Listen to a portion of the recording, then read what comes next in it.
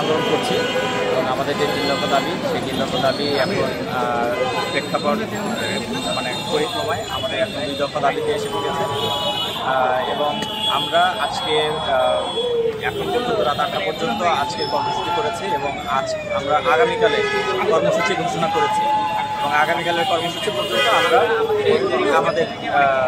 আমরা এখন আবার আগামীকালের কর্মসূচির জন্য প্রিপারেশন করব।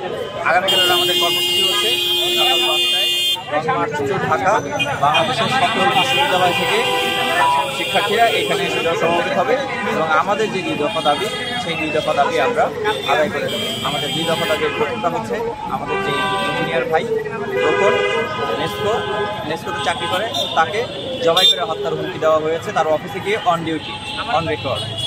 এবং আমাদের 2 নম্বর যে দাবিটি আছে সেটা হচ্ছে যে আমাদের যে 3 দফা দাবি আছে সেই 3 দফা দাবি সরকারকে মেনে নিতে হবে এবং এটার জন্য যথেষ্ট ব্যবস্থা নিতে হবে। আমরা দেখেছি যে আপনাদের 12 জনের প্রতিনিধি দল সচিবালয়ের সাক্ষাৎ 11 জন, সেখান থেকে আসলে কি আশ্বাস পেয়েছেন?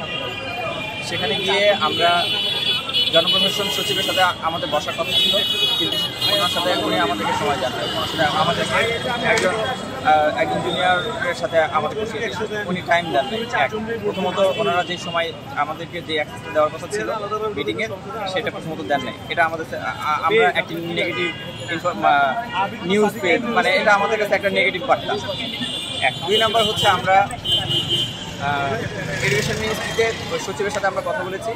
আমরা যে বিগত 3 মাস বিভিন্ন সময়ে স্মারকলিপি চিঠিগুলো যে আমরা দিয়েছি সেই চিঠিগুলোর এখন পর্যন্ত আমরা কোনো রিপ্লাই পাইনি। আমরা যখন তাদেরকে আপডেটসগুলো জানতে চেয়েছি তারা বলেছে যে তারা এই জিনিসগুলো সম্পর্কে এখনও ক্লিয়ারলি তারা ঠিকমতো জানেন না।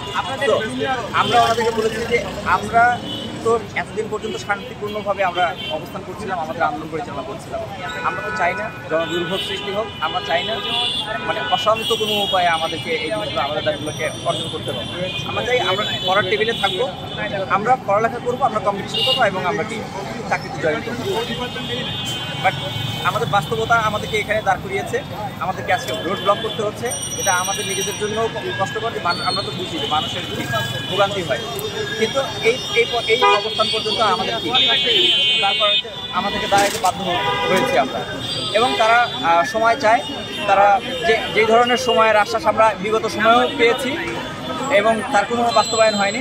আমাদেরকে ওনারা একটা 7 দিনের কমপক্ষে 7 দিনের একটা সময় চায়। এখন কমপক্ষে 7 দিন মানে এটা যে ম্যাক্সিমাম কতদিন একটা ইনফিনিটি লেয়ার, এটা সম্পর্কে আমরা আনস্যাটিসফাইড। এরপরে আমরা যে শিক্ষা উপদেষ্টা সিআর আবরার স্যারের সাথে আমরা কথা বলেছি। সিআর আবরার স্যার আমাদেরকে ঠিকঠাক মতো আমাদেরকে উনি স্যাটিসফাই করতে পারেন নাই। উনি বলেছেন যে এই বিষয়টা তো এই সিআর আবরারের সাথে যে কথা বলেছেন এটা একটু আমি লাইভে